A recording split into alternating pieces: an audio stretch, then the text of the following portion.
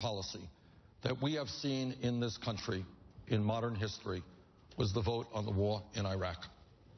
Okay, that's the fact. I voted against the war in Iraq. Hillary Clinton voted for the war in Iraq. I have a much longer history than one vote, which I've said was a mistake because of the way that that was done and how the Bush administration handled it. But I think the American public has seen me exercising judgment in a lot of other ways. And in fact, when that hard primary campaign was over and I went to work for President Obama and he ended up asking me to be Secretary of State, it was because he trusted my judgment. Well, for more on the town hall, I'm joined now by Democratic campaign consultant Maclen Zilber and Christina Bellantoni, who is the assistant managing editor for politics at the Los Angeles Times. Thanks for both coming in. Okay, let's start with that little exchange there, how Senator Sanders played the "I never voted for the Iraq war, but Clinton did" card. He played that twice. Clinton came back with, "Oh, but President Obama thinks I have really good judgment. I made a mistake once." So who came out on top here, Christina? Well, Sanders is doing this in part because that was Barack Obama's very successful line in 2008. He was able to say he opposed the war when she voted for it. That was one of the starkest contrasts they had because they're all Democrats. They're fairly in line on a lot of issues. But I see this a little differently. I see this as an appeal for those younger voters because generationally, they are opposed to war. They're looking at this as a judgment issue, and they are liking him for being anti-war from the get-go, even though he's much older, even though he's from a different generation than they are. That's one of the things that they say they like about Maclen, that doesn't fit with Hillary Clinton, who's seen as a bit of a hawk. Right. Well, Hillary is trying to show that she is Obama 2016, pragmatic, tied to the Iran deal. Bernie's trying to be Obama 2008. We even saw him pull out Obama's old phrase, it's about judgment and not experience, because he's hoping that these Iowa voters are going to vote on the Iraq war just like they did back then. Yeah, and Hillary Clinton is playing pretty much the same campaign in some respects as she did back in 2008, the 3 a.m. phone call. I'm the experienced one here. It didn't work back then, but I guess we'll see. Healthcare, another big issue which really differentiates these two candidates. Bernie Sanders admitted what no politician likes to admit. Let's listen. We will raise taxes. Yes, we will. But also let us be clear, Chris, because there's a little bit of disingenuity out there.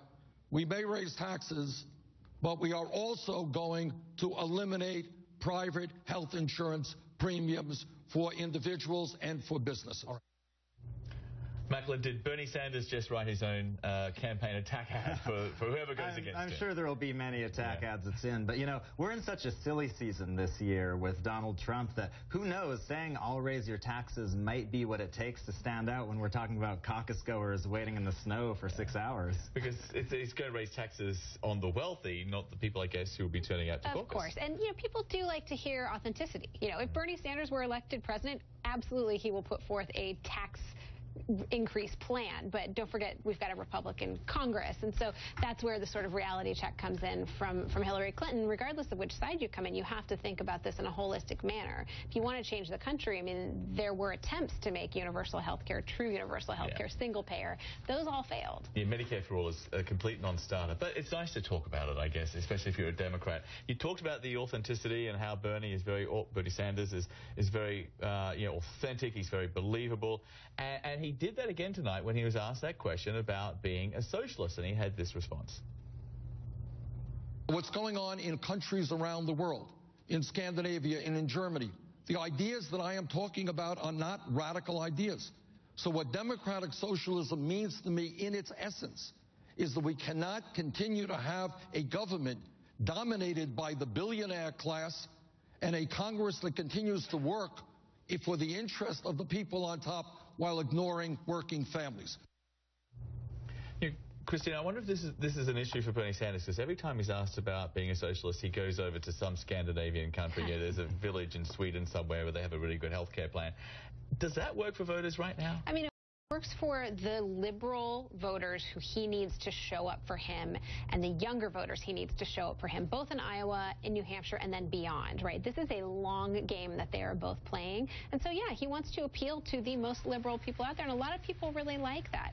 And in addition to that, you know, he's out there saying this message. It sort of sounds like populism to me, which is one of the things Donald Trump is actually running on. It's working in not just one party right now. Maclen, I just also wonder if, if let's hypothetically, if Sanders does get the nomination.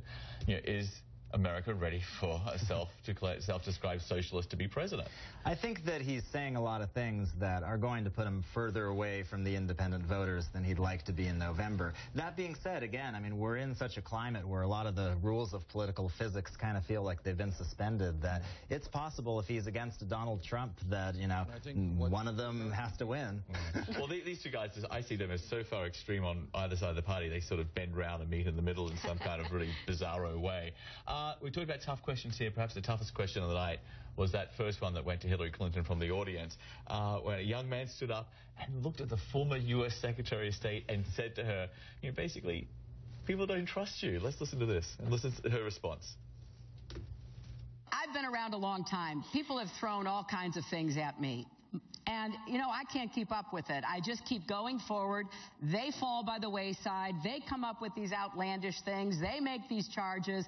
I just keep going forward because there's nothing to it. They throw all this stuff at me, and I'm still standing.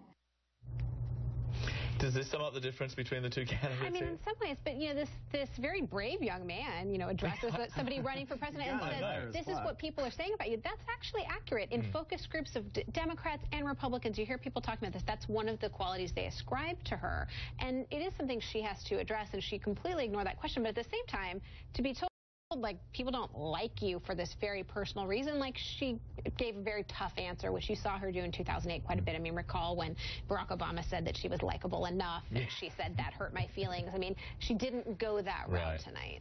What do you think? I mean, I just find it amazing that Hillary Clinton is yet again continuing to defend her past here. Right. Well, and on top of that, I mean, the couple questions by Chris Cuomo that preceded that were also personality-based. I mean, I thought it was very telling that, Sanders gets a whole slate of policy-related questions, so does O'Malley, and Hillary comes on and they ask her, "Are you a liar?" Yeah. I mean, it's an interesting contrast. One thing, if you want to contrast what happened at this Democratic town hall, and this has sort of been a hallmark, I guess, of the Democratic debates as well, compared with the Republicans, I timed it out. 96 minutes in, there was finally a question on foreign policy and national security. It was a bit of a softball for Clinton, but clearly this plays to her strengths. She got very animated. This was her answer. I flew from Cambodia, where I was with the president, to Israel, middle of the night, go see the Israeli cabinet, work with them on what they would accept as an offer, go see the Palestinian president, work with him to make sure he'd back it up, go back to Jerusalem, finalize the deal, fly to Cairo, meet with President Morsi, the Muslim Brotherhood president of Egypt, hammer out the agreement, announce it at about an hour before the deadline that we were facing. They got a ceasefire. There was no invasion. That's what you have to do. That was Hillary Clinton talking about negotiating a ceasefire in Gaza.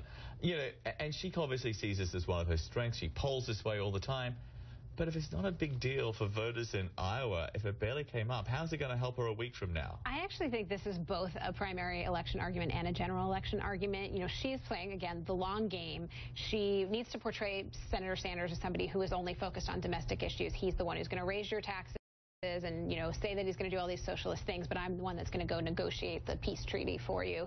But it's also a way to position against all of the Republican field. Not one of them has the same type of experience that she does, which you can argue one way or another if that's valuable to voters. But for her, she's trying to say, I'm the one that's been there. And so she's telegraphing that message everywhere. And Maclen, just finally, this seems to me very 2008. What she tried to do against Obama, it didn't work then. Is it going to work now?